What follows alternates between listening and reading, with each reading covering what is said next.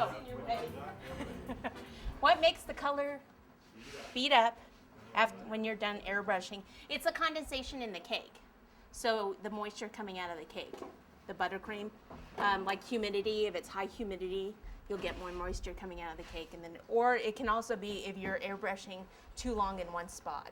How long does it take for the airbrush paint to dry? Just depends on the weather out. This one, it's already starting to dry a little bit with the fan, like here. That's dry right there. So within minutes.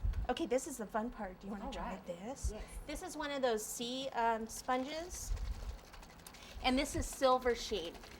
Because Cindy's colors are blue, kind of like a midnight blue, and then silver and gold.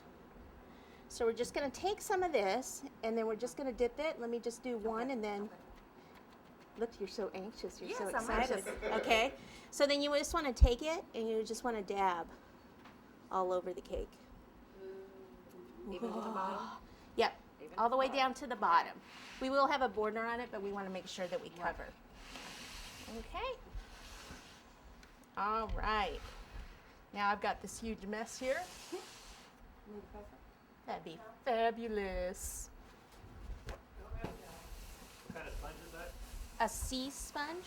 Sea sponge. Yeah, you can get it at craft stores. Not Or like those mountain sponges. right, it's sea. Right. Oh, you want to stay away from the desert ones. Trouble.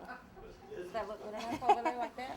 Yeah, just make sure that you dab like that. So I'm hitting it. Instead of, you don't want to like move it around. Just kind of dab, dab, dab, dab, dab. Very nice, very nice. And even if you have a lot of the silver, if you drip some down a little bit, it actually looks kind of cool. So you probably need more to keep putting more silver on there, and then popping that in. Okay. All right. Yeah, see what I mean too? That, you know, if you have a flaw in the cake or something, it'll cover it up. So you want to make sure that you get all of it. See how the areas, like right in, you know, here and stuff, you want the whole thing. See how anything that isn't, let me show the camera, like here where we haven't gotten there, we want the whole, see how the whole, So you don't want big you don't want any empty spots of the other, yeah. So see how here, now there's no Right. spots? Gotcha. And that's this, right? Instead of gold finger, it's silver finger. Is that one down? Oh, thank you. Yes, the other assistants had damp towels. Yeah, all right, nice, nice. All right, so this right here is a darker blue fondant. So I actually just used the ready-made blue fondant from the Satin Ice, and then I actually just added some black, or we both added some black fondant to it, rather than adding, you know, food color to regular fondant. And it just stays, it's a little bit firmer. Okay. Does anyone have Cindy's invitation? I have it, but it's in the room. Oh, okay. All right. Okay, so let me pop this down.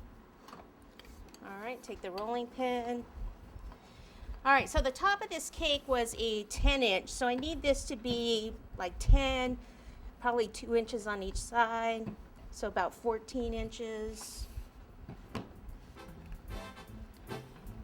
This doesn't look like it's gonna be 14 inches. You doing good there? Yeah, see that? You like that better?